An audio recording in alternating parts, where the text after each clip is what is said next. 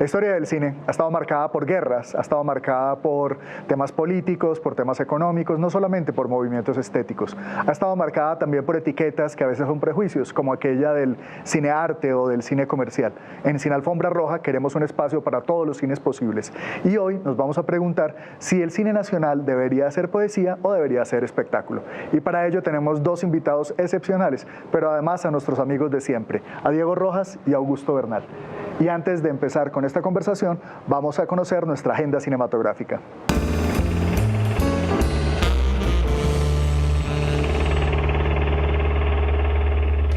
Del 27 de octubre al 4 de noviembre se realizará en Bogotá la 17ª Muestra Internacional Documental MIDBO. El evento contará con la proyección de documentales nacionales y extranjeros de alta calidad artística, muestras especiales con la presencia de algunos de sus autores, actividades académicas y de formación con invitados nacionales e internacionales. El evento es organizado por el Instituto de Artes y Dartes, Proimágenes Colombia, Ministerio de Cultura y Alados Colombia. Más información en www.midbo.co. Mientras tanto, en Cali se realizará el 7º Festival Internacional de Cine de Cali del 29 de octubre al 2 de noviembre. El evento cuenta con una selección de aproximadamente 140 películas entre cortometrajes y largometrajes de ficción y documental de origen nacional e internacional. Para más información, consultar www.festivaldecinedecali.gov.co. Estamos en Sin Alfombra Roja, un programa de Canal Capital para conocer nuestro cine colombiano sin lentejuelas. Nuestros invitados de hoy se preguntarán con nosotros si el cine nacional es poesía o es espectáculo. Nuestros invitados son Víctor Gaviria. Muchos de ustedes conocen a Víctor Gaviria por su carrera, obras como Rodrigo de No Futuro, como La Vendedora de Rosas, en fin, una larga trayectoria que además incluye poesía. Víctor además es un poeta no solamente en imágenes, sino también en el papel. Gracias por estar con nosotros, Víctor. No, muchas gracias. Dago García tiene una larga trayectoria también en la creación de imágenes en movimiento en Colombia. Dago, de hecho, ha estrenado casi 30 largometrajes colombianos en salas comerciales del país. Eso es increíble, es un récord desde todo punto de vista. Y además está detrás de grandes éxitos de la televisión colombiana como Pedro el Escamoso y bueno, otra larga cantidad de telenovelas. Pero además le encanta la salsa y es un madrugador como ninguno de nosotros. Dago, gracias por estar con nosotros. Gracias a ustedes por la invitación. Muy bien, entonces, como siempre, vamos a poner un poco de contexto acerca de nuestro debate. Durante mucho tiempo, seguramente ustedes han escuchado frases como que la Cinemateca Distrital de Bogotá presenta cinearte. Pues, ¿de dónde viene esa palabra? Cinearte fue una palabrita, una marca en realidad que se inventó la Academia Francesa de las Artes a finales del siglo XIX y comienzos del XX, cuando horrorizados se dieron cuenta que la gente que estaba haciendo el séptimo arte no eran para nada artistas. Eran científicos como los Lumière, eran magos y artistas del espectáculo como Méliès, y bueno, cuanto loco había por ahí desocupado que se le ocurría montar un negocio, empezaron a hacer cine, mucho de este cine maravilloso. La Academia de las Artes Francesa, que estaba hecha por los actores profesionales, por los dramaturgos profesionales, por los escritores profesionales, dijeron, hombre, eso no es arte, el arte lo hacemos nosotros y se llama cinearte. De ahí viene, digamos, el primer uso de esa concepción y de esa palabra. Y luego la historia del cine colombiano también tiene un poco como ese debate, ¿verdad, Diego? Lo que caracterizó toda la primera mitad del siglo XX fue el empeño industrial. Vamos un poco teniendo en cuenta las grandes producciones europeas y las grandes producciones norteamericanas, vamos a constituir una industria y, por ejemplo, la década de los 20, donde se hicieron 18 largometrajes silentes, todos tenían puesta la mira en hacer una industria del cine, hablar de un cine de expresión más personal, si se quiere de un cine de poesía, o de un cine de autor, que es algo sobre lo que también vamos a hablar, se ubica más o menos hacia los años 50, con películas como La Langosta Azul, un intento decididamente experimental de intelectuales costeños y periodistas costeños, o Esta fue mi vereda, un corto, no un documental, una ficción de Gonzalo Canal Ramírez, o un largometraje que, si bien tenía un carácter industrial y comercial, también quería mostrar una faceta del hombre colombiano distinta a las meramente folclóricas o exóticas. Hablo de El milagro de sal de Luis Moya de finales de los 50. Y a partir de este momento, digámoslo así, que se revienta un poco esta vieja aspiración del cine industrial para llevarla a lo experimental, a lo político y a otra serie de cosas. Sin duda, y tanto en la gran pantalla colombiana como en la televisión colombiana han convivido intentos de hacer obras que sean comerciales, que le gusten a mucho del público, y otros intentos de expresarse sin pensar tanto en el público. Dago, tu relación con el mundo audiovisual, bueno, en realidad vos brincaste un poquito como de la salsa a la televisión y de la televisión al cine. ¿Cómo ha sido tu recorrido en las imágenes en movimiento? Bueno, realmente comenzó en la universidad. Yo no puedo decir que haya sido un cinéfilo de cuna. Los referentes míos de cine cuando era pequeño eran las películas que veían mis tías, que eran las películas de Sandro de América y de los cantantes argentinos, unos dobles con películas mexicanas de luchadores. Entonces había un teatro cerca al barrio que se llamaba El Copelia, donde siempre íbamos con mis tías a ver una película de cantantes con una película de luchadores, y eran estos cines rotativos que hoy en día me pongo a pensar yo, era extrañísimo porque uno entraba a cualquier hora esto no paraba. Y nosotros entrábamos, siempre me acuerdo que salíamos de misa como a las 10:30, entrábamos a las 11 y entrábamos a la mitad de una película. Veíamos esa mitad, nos veíamos la otra y nos veíamos el comienzo de la película que habíamos visto en la mitad, y solamente cuando empataban las dos películas nos salíamos. Pero digamos que no me quedó a mí como un sustrato ahí de decir que fue desde ahí empecé a pensar en lo audiovisual, sino fue en la universidad, en el Externado de Colombia, y muy de la mano de ciertos profesores que tuvimos. Entre ellos recuerdo mucho a Gilberto Bello, sí, que era profesor y era crítico de cine, y él fue como la primera persona que nos empezó a hablar acerca del cine como una forma de expresión, no solamente del cine como una manera de entretenimiento, sino como una forma de expresión, y como una forma de expresión asequible a nosotros estudiantes de comunicación social. Recuerdo que de la mano de él vimos las películas del nuevo cine alemán, que estaba en ese momento con furor, y en la embajada alemana nos prestaban esas películas, y canadienses, unas películas de animación canadienses, recuerden, de Norman McLaren y otros autores canadienses. Y con él un grupo de gente del Externado empezamos como no solamente a sacarle el gusto a mirar el cine más allá de lo que habíamos visto como ejercicios de entretenimiento, sino como formas de expresión y formas también de indagar sobre la realidad y sobre el mundo que existía alrededor. Entonces yo creo que sí el cuento mío con lo audiovisual tiene ese origen, ¿no? La universidad y los profesores que tuvimos, Germán Rey, Gilberto Bello, en fin, Beba de Mazulo, una cantidad de profesores que en ese momento tenían mucho interés por lo audiovisual. Armando Silva. Claro, total. Bueno, antes de que continuemos escuchando la historia de Dago en su relación con el mundo audiovisual y conozcamos la de Víctor, uno de los objetivos de nuestro programa es ofrecer un espacio de formación para todos los espectadores, y eso lo logramos también a través del descubrimiento de los santos oficios del cine.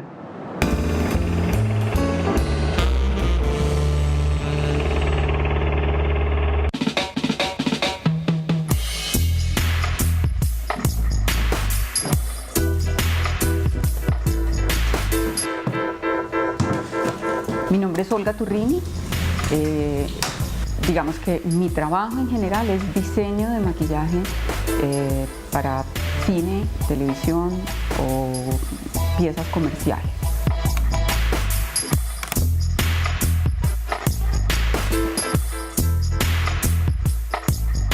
Cuando tú ves un personaje frente a la pantalla, no te imaginas todo el trabajo anterior que se ha hecho de diseño para que él llegue frente a una pantalla con la imagen que él está proyectando en ese momento, ¿cierto? ¿Cómo empezamos este trabajo? A ti te entregan un guión. Una vez que tú lees el guión y desglosas cada personaje que tienes en ese guión, empezamos un trabajo de diseño sobre este personaje cuando ya conocemos el nombre del actor que lo va a representar, ¿cierto? Entonces, los diseños los manejamos un poco en estas cartas que se llaman face chart, en donde nosotros, digamos, marcamos las cosas importantes que les vamos a generar.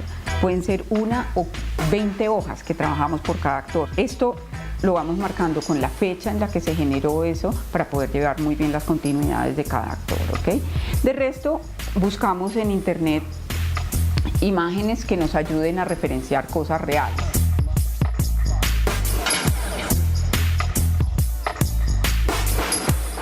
Para mí la relación más importante es con el director de fotografía. Yo tengo que hablar con él para que me diga qué temperatura va a utilizar dentro del set, para que yo tenga esa misma temperatura manejada dentro del sitio donde estamos maquillando, para que cuando salgan de ahí y entren al set no se vean diferentes, ¿cierto? Porque si yo maquillo con una temperatura y en el set hay otra temperatura, pues el trabajo se va a ver súper distinto.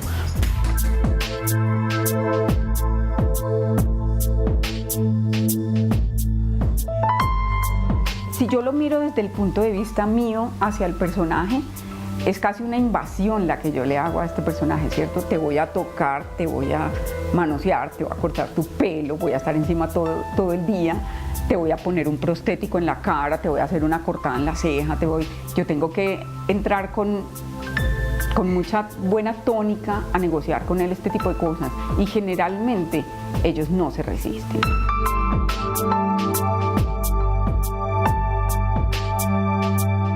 Sí hay una cierta diferencia, más que todo entre el blanco y negro y el color, más que en la imagen, que en general hoy en día se maneja bastante pareja. La imagen en blanco y negro, lo importante es que tú sepas que todos los tonos de gris medio para arriba se te van a volver negros y de gris medio para abajo se te van a volver muy claros. Cuando tú aprendes a manejar el intermedio para que sepas qué tonalidad te va a dar el color deseado en un blanco y negro, ya lo manejaste todo. Lo demás es que manejes una piel súper natural, colores naturales dentro del maquillaje de los ojos, de la boca y este tipo de cosas.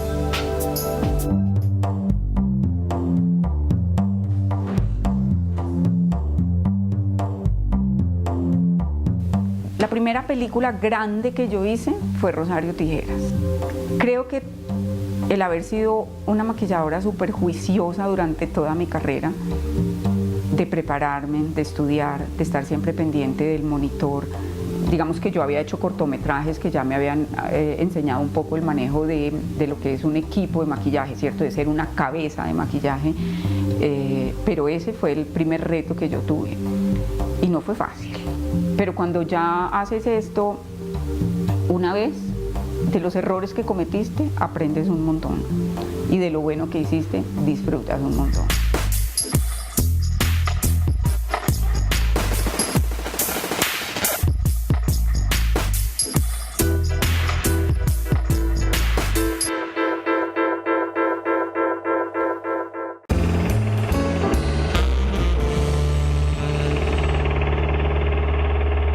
Estamos en Sin Alfombra Roja, un programa para descubrir el cine nacional sin lentejuelas. Estamos en Canal Capital, dentro de su franja de cine. Y hace unos minutos, Dago García nos estaba contando su sensibilización frente a tantas distintas formas del cine. Lo que nos has contado hasta ahora es cómo llegaste a hacer cine en Colombia. Bueno, a partir de lo que hablaba de estos profesores y del ambiente que se vivía en el externado en aquella época, del cual creo que Augusto también formó parte, empezamos a producir. Había muy pocos recursos técnicos. Recuerdo que en la universidad había una cámara aparatosa que no tenía ni siquiera zoom, pero ahí empezamos a hacer los primeros ejercicios.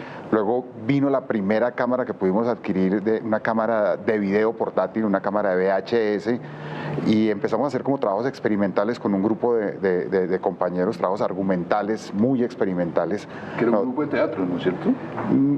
Nos alimentábamos del grupo de teatro, o sea, el externado tenía un grupo de teatro muy fuerte que diría Jorge Plata, y un poco hicimos como una sinergia entre la gente que queríamos hacer películas y la gente del grupo de teatro. Nos juntamos y empezamos a hacer pequeñas películas, nosotros llamábamos Los Ladrillos, porque eran películas bastante densas, bastante experimentales.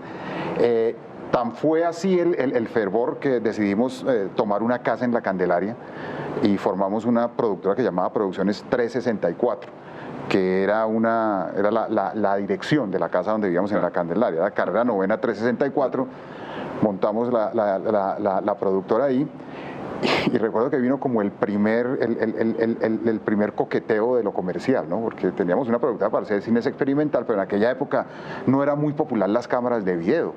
No existían las cámaras de video portátiles, estamos hablando de los 80s, comienzos de los 80s.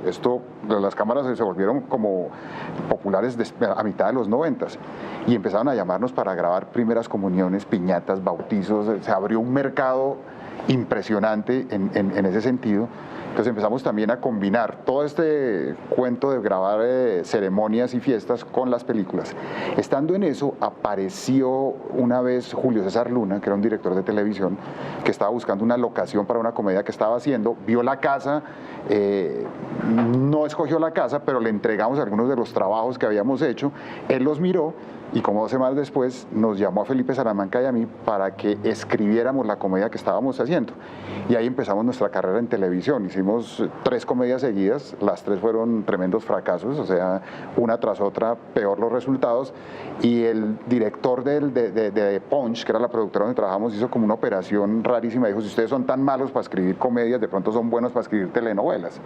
Hicimos la primera telenovela, nos fue muy bien, empezamos una carrera haciendo telenovelas, nos consolidamos en la televisión y mucha de la gente que venía de nosotros en la universidad entró a la televisión, hasta que empezando los 90s apareció un personaje que fue muy importante para nosotros, ha sido muy importante para nosotros, que se llama Ricardo Coral, un director que venía de estudiar cine en Checoslovaquia.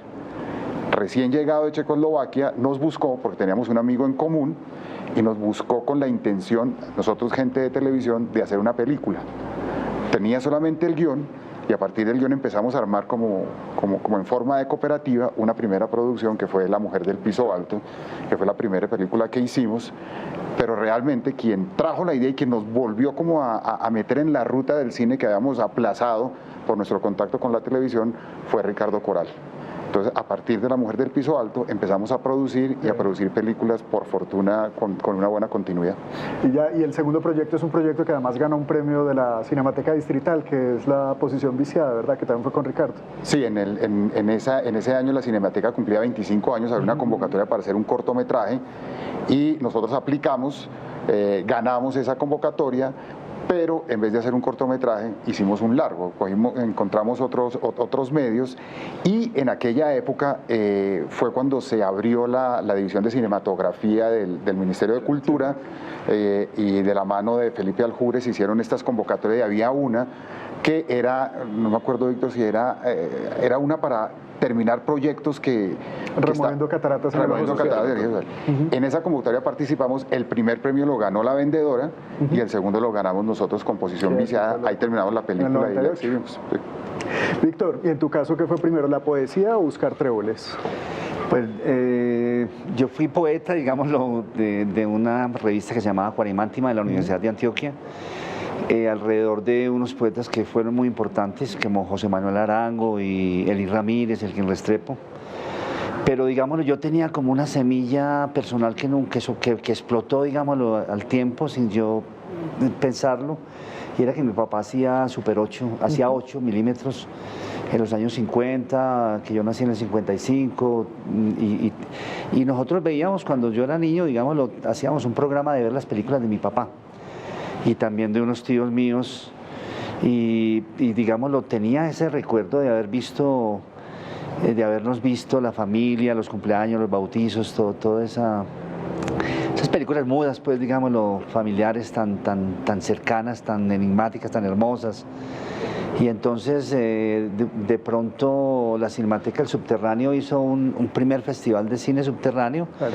Y ya llevamos 5 años de ver cine, digámoslo, el gran cine mundial, ¿cierto? El cine de autor de alguna manera, porque la Cinemateca pues tiene una programación muy de grandes autores americanos. Y de pronto una hermana mía me regala una cámara en el año, eso es en el 78, y había como en el ambiente el deseo de hacer una primera película. Yo me fui un poco guiado por Herzog, estábamos viendo todo el nuevo cine alemán en esa época, de años 70. ¿Con Luis Alberto Álvarez? ¿Ya? Con Luis Alberto Álvarez, asistiendo a los cursos de él, y con esa idea del autor, ¿sí? O sea, de que se podía realmente ser un cineasta, digámoslo, valiéndose de esa entidad extraña que era ser autor, como escritor también. Entonces es una primera peliculita que se llamó, documental, que se llamó Buscando Tréboles. Me fui para una casa de ciegos en Campo Valdés, hice unas imágenes y hice como una especie de poema.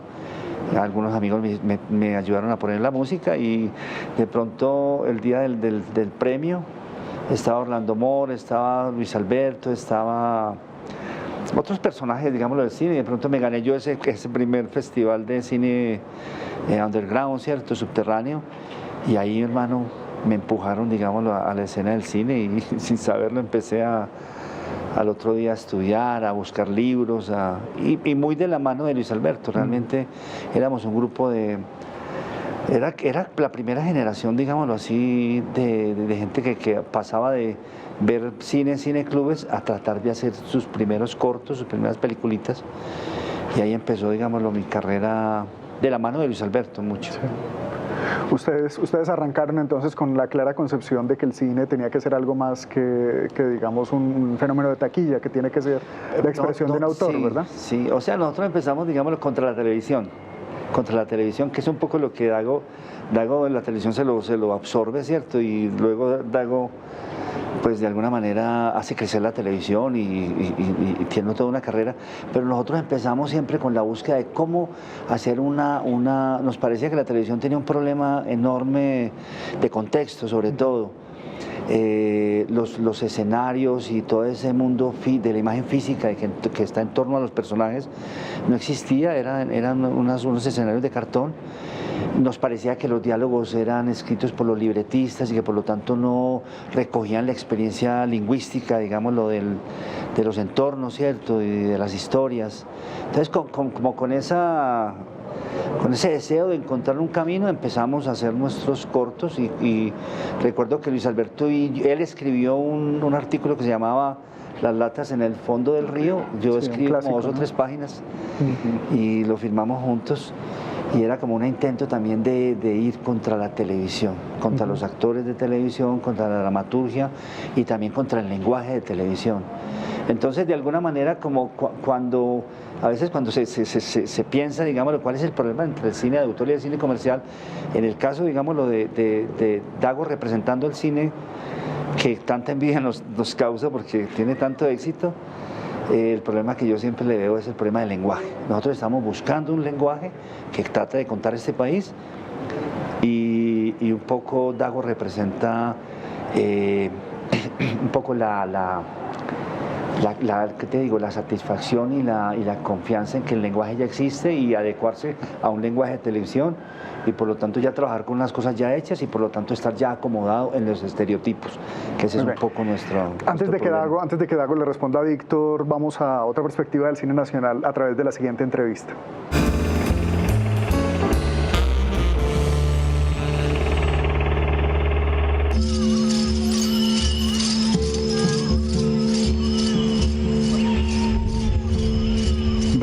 Davi, nagkahe norte, iyad, pagbabayt tanya, pinama, pinalbikay.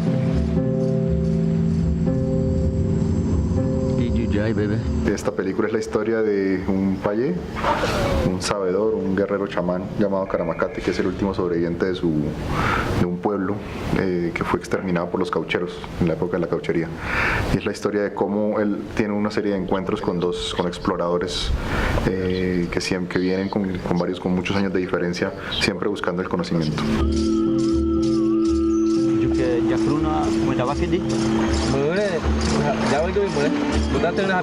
Yo venía a hacer una película muy personal que hablaba mucho de lo que yo conocía de mi infancia, mi familia, bueno, de mis ancestros, que es los viajes del viento.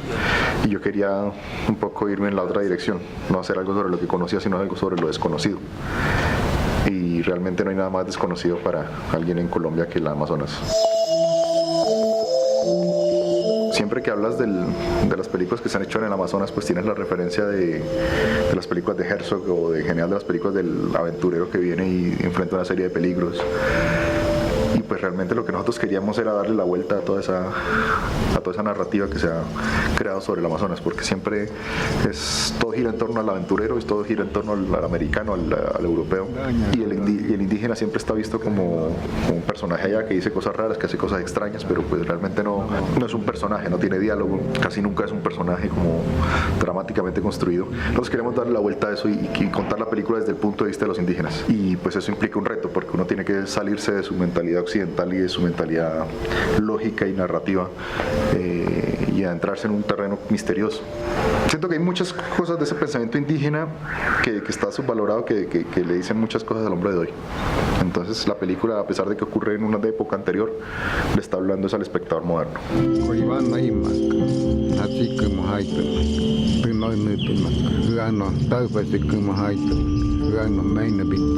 Hice el intento de trabajar con actores al principio porque me parecía muy difícil acercarme al mundo indígena, y realmente no funcionó.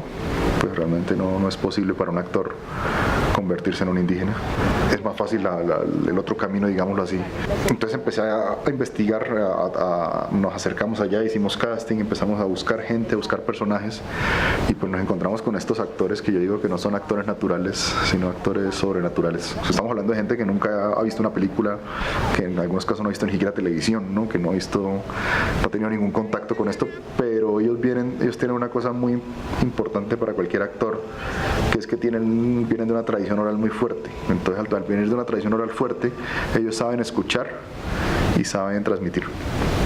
Y eso es una cosa que muchos actores con muchísimos años de trayectoria no tienen, o han perdido.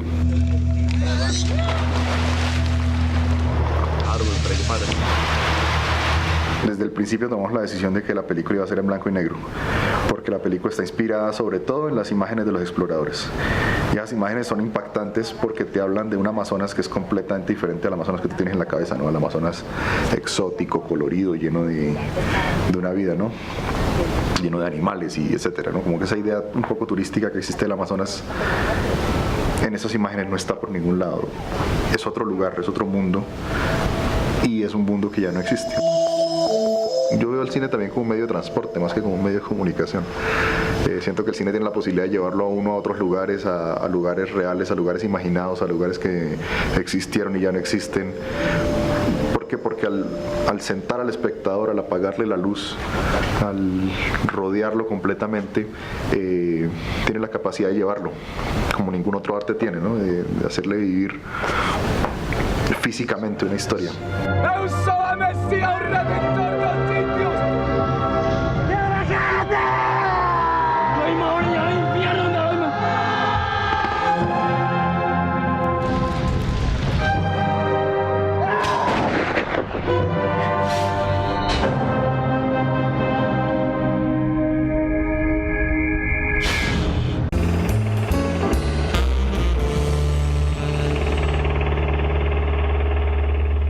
Estamos en Sin Alfombra Roja preguntándonos si nuestro cine colombiano es poesía o es espectáculo. Y Víctor Gaviria acaba de decir que él y gente como él lo que hacen es explorar el lenguaje, mientras que Dago y personas como él básicamente parten de algo que ya existe. ¿Qué opinas sobre eso, Dago? Yo creo que Víctor tiene razón, que siempre he pensado que el cine tiene diferentes manifestaciones, y que el cine sirve para muchas cosas y que la gente se aproxima al cine para diversas cosas. El cine que hacemos nosotros fundamentalmente es un cine de entretenimiento, y el cine de entretenimiento juega a dos cosas fundamentalmente a nivel de la dramaturgia, a nivel de los lenguajes.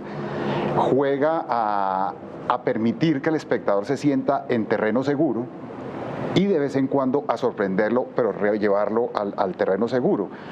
Esto genera un tipo de actitud en el espectador, de seguridad, de placer, diferente a la actitud que puede generar un cine de búsqueda donde todo es incertidumbre, ¿ok?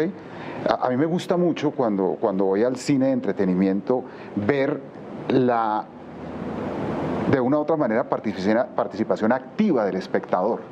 A mí me gusta verlos, y el público común, el público que asiste con una actitud de asistir a un espectáculo de entretenimiento, generalmente está anticipándose a lo que va a ocurrir en la película. generalmente hablan, digamos que la persona que va a cine a estas películas no establece un respeto tan grande como el que establece la persona que va a ver una película de autor o una película de búsqueda. A mí me gusta mucho el cine de autor, también lo consumo, soy un total admirador de Víctor, porque además Víctor es el único cineasta colombiano que ha logrado que las películas de búsqueda y de experimentación y de indagación sobre la realidad terminen también con tal nivel de poesía que se vuelven de entretenimiento. O sea, Víctor es el único cineasta, y es rarísimo, el único de los cineastas latinoamericanos taquillero, que es casi un contrasentido, pero una película como La vendedora de rosas es una película masiva, es una película taquillera. Pero a mí me gusta mucho esa falta, llamémoslo, de respeto del espectador en el cine de entretenimiento. Me parece que permite una relación más activa con el discurso. Entonces estas personas que van al cine empiezan a hablarle al compañero, ahora va a pasar esto, y pasa, y eso les produce cierta satisfacción, y luego anticipan algo y no les pasa, y esa sorpresa también les causa cierto tipo de placer. Y ese ir llevando al espectador del entretenimiento entre expectativas que se le cumplen y que lo llevan a un terreno seguro donde se siente de una u otra forma conocedor de lo que está viendo, y esa sorpresa que le cambia un poquito sin ponerlo en riesgo y lo vuelve a llevar, es un poco a lo que le juega el entretenimiento y a lo que deliberadamente le juego yo, o le juego a las películas que hacemos nosotros. Nosotros lo que un poco criticamos o lo que no entendemos del otro tipo de cine es como la relación de antagonismo que siempre se ha establecido, cuando yo soy un convencido de que aquí lo que debería existir y existe es una relación de solidaridad y de interdependencia. Solamente en el cine de búsqueda los lenguajes se renuevan. Y solamente con lenguajes que se renueven, el cine de gran público puede sostener su gran público. Si uno mira en la historia del cine, y pongo un solo ejemplo, el jump cut. El jump cut lo descubrió Godard en sus películas. Y hoy en día todas las películas de entretenimiento y gran público usan el jump cut.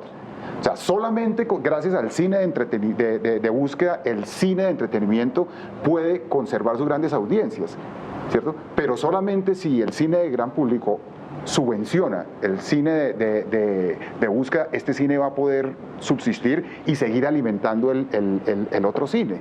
Entonces no creo que aquí exista realmente una relación de antagonismo, sino creo que existe, bien entendido, una relación que debe ser de solidaridad y de interdependencia. Augusto, ¿quería decir? No, eso me lleva a una frase que es casi de cajón, y lo digo porque la he aplicado. ¿Hasta dónde se necesita educar al público, ya que lo dices de una manera a nivel de entretenimiento o a nivel de irrespeto hacia las cosas? O sea, se puede hablar de una educación sentimental de un cine, de cinearte mal llamado, o un cine de entretenimiento. Yo creo que definitivamente educar, yo no creo en el concepto de educar la mirada. Okay. Y más allá, dudo mucho del concepto de educación en general, ¿cierto? Pero cuando ya estamos hablando, porque hay cosas para formar, para instruir, pero ya para educar y educar una sensibilidad, educar una mirada, no creo mucho en ese concepto. Víctor. Hombre, lo que pasa es que, digámoslo, yo he hecho un cine de referencia, ¿cierto? O sea, con temas que son referentes. O sea, por ejemplo, cuando hicimos Rodrigo de todas maneras todo el mundo se estaba preguntando qué estaba ocurriendo en las comunas, y cojo un tema social, un tema de realidad. La realidad es, digámoslo, es compartida por todos. Todos estamos, digámoslo, enfrentados a miles de preguntas sobre la realidad social. Y en Medellín en los años 80 había pues todo el mundo estaba necesitado por entender algo tan sencillo como el asesino de la moto, ¿cierto? Claro. Que era como quien dice, había irrumpido el asesinato del autor material y el autor intelectual, ¿cierto? Y la ciudad estaba convulsionada, sacudida, los magnicidios, o sea, había un referente muy fuerte. Yo siempre he querido hacer un cine que de alguna manera tenga ese referente, no el cinearte, ¿sí me entiende? De acuerdo. No el cinearte, sino el cine, pues obviamente narrativo, de autor, porque de alguna manera está un director interesado en una búsqueda. Y Y esa referencia, esos temas referenciales del bandido, del cartel de Medellín, del problema social, del pistoloco, del sicario, fue lo que nosotros abordamos con Rodrigo Bueno Futuro y había por lo tanto un referente, o sea, estaba la película, el autor y el público enfrentados, digamos, al referente que todos compartíamos, ¿cierto? Yo pensé que eso lo podíamos ir siguiendo, experimentando e ir ganando, digamos, el lenguaje para poder contar eso tan difícil que es la realidad, porque saber que, porque, por ejemplo, Dago, tú cuando haces películas, digámoslo, serias, ¿cierto? O sea, yo no te critico porque te admiro mucho como productor y como escritor y en tu actitud ante el cine, ¿cierto? Pero a veces me doy cuenta que ese no indagar en el lenguaje, cuando hacen películas serias, caen en unos problemas enormes como son películas maniqueas de buenos y malos que no interpretan este país. Y son realmente, a veces hasta, es increíble, que no se te nota ese lenguaje, digamos, no se nota en los paseos, en las películas del 25 de diciembre que tienen un éxito tan rotundo, pero cuando te sales de ahí sí se nota la falta de lenguaje y es lo que el otro cine ha tratado de hacer. No digo yo el cine de arte, sino el cine de referencia. El problema el problema es con el público, el problema no es con vos, Dago, sino con el público, pues obviamente no, con un público... Aquí yo creo que existe un enorme problema, y es que Víctor y yo nos tenemos un afecto muy grande y a veces Víctor tiene dificultades para decirme lo que realmente le gustaría decir. Ataca. Pero mira, los cineastas los respeto de por sí, te lo digo. Lo que pasa es que yo sí creo que hay ciertos criterios estéticos que yo no sé si es por la época en que estamos o por el modernismo que sobrevaloró tanto todos los conceptos de verdad, de realidad, ¿cierto? Y que un poco jugó en contra de todo lo que tiene que ser, de todo lo que tiene que ver con la elaboración de la realidad a nivel de la construcción de estéticas. A veces el maniqueísmo de un momento a otro, el estereotipo, la farsa, el cliché, de un momento a otro se convirtieron en criterios de valoración estética y de valoración estética negativas, ¿cierto? Cualquier tipo de esfuerzo creativo y de construcción de una narración es un esfuerzo por organizar la realidad de alguna manera. Ni siquiera el realismo más puro es realismo, ni siquiera reemplaza la realidad. Siempre hay una mirada y siempre hay una elaboración. Ahora, esas elaboraciones dependen del tipo de intención que se tenga. Y a veces se confunden ciertos elementos de ética con elementos de estética. Sí. Y yo pienso que estamos en una época, pues yo creo que estamos saliendo de esa época, donde hubo una sobrevaloración de la realidad en detrimento de otras cosas que también son elaboraciones del entorno. O sea, una sociedad no solamente se piensa desde los retratos de su situación, sino también se piensa desde sus anhelos y desde las construcciones que se hagan de esa realidad. O sea, el gran público no puede estar tan equivocado, ¿cierto? El gran público no puede estar tan equivocado y tampoco se le puede seguir achacando el éxito del cine de gran público a estrategias de mercadeo. Yo sí, o sea, yo personalmente he hecho películas con el mismo mercadeo que otras películas y me ha ido terriblemente mal y también me ha ido terriblemente bien, ¿cierto? Ahí debe haber algo. Y yo creo que también el cine de gran público es el cine que es la voz del gran público, no la voz del crítico, no la voz del entendido, no la voz del cineasta. Víctor. Bueno, lo que es mortificante ahora, digamos, del cine colombiano 2015, ¿cierto? Es que hay el público, pues, digámoslo, ha abandonado las grandes películas colombianas. Desde este año, por ejemplo, El abrazo de la serpiente, La tierra y la sombra, ¿cierto? Y todas las películas anteriores, grandes películas de gran lenguaje, grandes búsquedas, y que ahora esté tan polarizado, en donde esté yendo a las películas que produce Dago, ¿cierto? Que escribe Dago, la de Uno al año no hace daño, ¿cierto? Que vayan casi 2 millones de espectadores y a las otras vayan 5, 10, 15 mil espectadores. Eso es lo que realmente es mortificante y es chocante. ¿Qué es lo que ha ocurrido realmente, ¿cierto? Yo no lo sé, no sé muy bien qué ha ocurrido, creo que el público se equivoca. me parece a mí que el público se equivoca, que es una manifestación de una alienación penosa y triste, digámoslo, de un país que se está enfrentando a un posconflicto y a realmente, porque la guerra ha sido una forma de simplificar las cosas de este país. Cuando la guerra se acabe, ahí sí que van a ser los problemas berracos, ahí sí que necesitamos diálogo, necesitamos lenguaje realmente para entendernos. Entonces lo triste es que tenemos un público totalmente estupidizado, hermano, triste. ¿Qué es lo que ha pasado? A mí me parece que ha pasado esto. Digámoslo, cuando sale La Vendedora y todo eso, nosotros estábamos haciendo, los cineastas colombianos de la generación mía y las posteriores, estaban haciendo un cine de referencia. O sea, había un elemento que era el público, la película como tal y el tema. Por ejemplo, la Huaca, la misma Huaca, tiene 1 millón de espectadores, 1.200.000 espectadores, pero una película que ponía a pensar en cuestiones de ética, morales, interesantes. Paraíso Travel, interesante también, tiene 1 millón de espectadores. Rosario Tijeras, tiene 1.200.000 de espectadores. Una película interesante sobre el asunto de la mujer, del sicariato y toda esa cosa. De pronto la televisión, yo me acuerdo cuando nosotros sacamos Sumas y Restas, a nosotros nos pegaron palos por todos lados y nos dieron sombrerazos y palazos por todos lados porque hacíamos quedar mal el país y cogíamos un tema que eso ya había pasado, ya el país había estado enfrentado por decreto a una cosa mucho mejor y las televisiones y los programadores, mientras la gente de opinión de las mismas de los mismos canales nos daban palo a nosotros por haber hecho una película sobre mafia, empezaron a coger esos temas de referencia y todos los temas de referencia se fueron para la televisión. Fíjense ahora que todos los grandes éxitos de televisión son de referencia, son de La Vendedora de Rosas es referencia, Diomedes es referencia, la Madre Laura es referencia, Las Hermanitas Calle, todos los temas son de referencia, ¿sí me entiende? Entonces le quitaron al cine colombiano ese tema de referencia y esa posibilidad de educación del público a través de un lenguaje, porque cuando el público ve que un tema de referencia tratado con lenguaje va cualificándose, eso se acabó.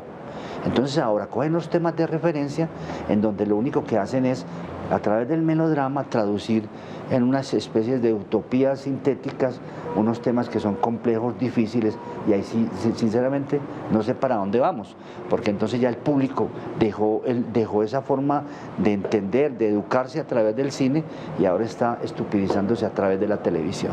Muy bien, pero vamos ese a terminar. señalamiento a la Estamos televisión, uno podría, quiero oír a Dago, decir que en el caso del cine, cuando Dago nos hablaba al comienzo del reconocimiento y de la comodidad del espectador, de la posibilidad de anticipar una suerte de catarsis, para decirlo en sus letras, de alienación del espectador del cine colombiano solo hacia esa propuesta, solo hacia esa oferta.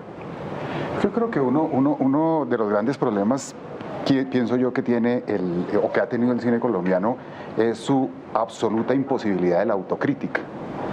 Generalmente el cineasta colombiano es muy poco dado a la autocrítica y siempre es bastante irrespetuoso con el público.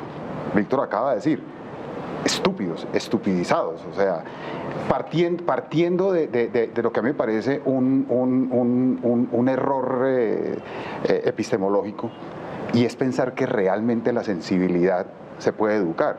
Eso sería como reconocer que el arte y la cultura tienen un camino progresivo, que se puede educar, que se puede cualificar, como si el arte antiguo fuera mejor o el arte moderno fuera mejor que el antiguo. Ahí yo pienso que empiezan los grandes problemas del cine colombiano. Y además creo que en el caso de Víctor, el mismo cine a Víctor creo que le pasa lo que le pasa a Brecht, ¿cierto? Que Bertolt Brecht era tan bueno que sus teorías se desbarataban, ¿cierto? Bertolt Brecht pretendía jugar con el distanciamiento y las obras de Bertolt Brecht cautivaban al público y enamoraban al público y era víctima de su propio invento. Creo que el cine de Víctor y Víctor como cineasta es tan brillante y es tan cercano a la gente, toca tanto la sensibilidad de la gente, que toda su postura como teórico del cine se derrumba, ¿cierto?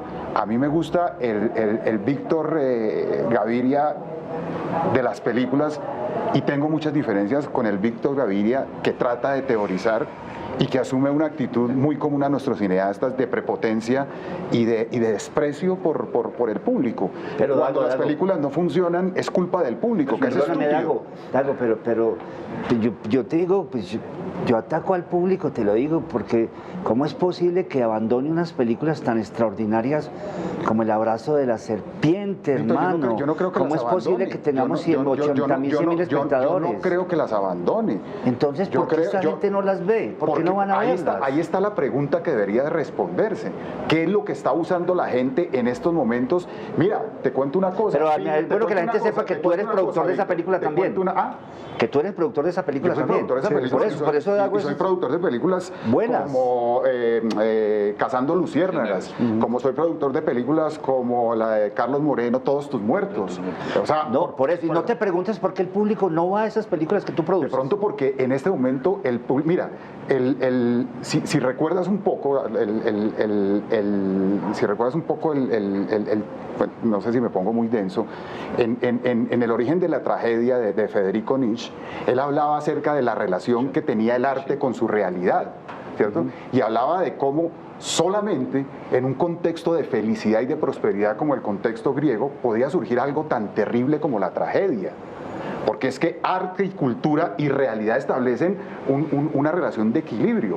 De pronto en una realidad tan terrible como la que vivimos, ¿cierto? Realmente lo que necesita el arte y el entretenimiento es la contraparte. La gente, yo creo que vive su realidad y la sufre y la entiende mucho mejor de lo que la puede entender cualquier cineasta, cualquier escritor, cualquier artista. Ellos la entienden porque la viven, porque la sufren.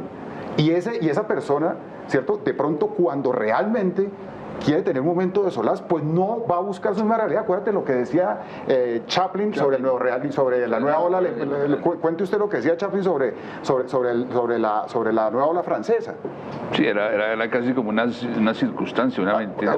Usaba una anécdota muy divertida, muy divertida. Decía, les voy a describir lo que era la nueva ola francesa. Un obrero trabaja 8 horas haciendo este ejercicio. Viaja 2 horas en su bus hasta su casa. Llega a su casa y su mujer le sirve un plato de lentejas que es una mierda. Come, mira a su mujer y le dice, vamos al cine. La mujer le decía, vamos, se monta en un tranvía 2 horas, hace una cola 2 horas y empieza una película donde un obrero 8 horas se monta en un bus y todo el rollo. Y decía Chaplin, realmente eso es lo que busca el público cuando va a cine. Por supuesto que hay público que sí lo busca, Víctor, y lo habrá siempre, y afortunadamente lo habrá siempre, porque si no hay ese público conocedor del cine, el cine y el lenguaje se va a estancar. Tiene que existir esas búsquedas. Por eso nosotros, incluso como política, nuestra productora, decimos, nosotros que somos un gran público, tenemos que alimentar porque nos vamos, y no es una cosa altruista, es que sabemos que dependemos de ahí también. Pero descalificar el cine de gran público, ¿cierto?, es desconocer muchas cosas. Pero a eso habría que agregarle, por ejemplo, rápidamente, que la Nouvelle Vague estuvo retirada del problema argelino. O sea, nunca vimos a un Truffaut y siempre se le negó su participación social y política. Augusto, yo lo siento mucho, pero estamos pasados de tiempo. Nos toca terminar este programa que está apasionante. Deberíamos hacer una segunda parte. Las conclusiones las tendrán que sacar ustedes en casa. El cinearte puede ser una marca que se inventaron los franceses hace mucho tiempo. Finalmente el arte es aquello que permanece a lo largo del tiempo y que es trascendente. Si empezó siendo taquillero o no, pues bueno, ya veremos. Esto es Sin Alfombra Roja.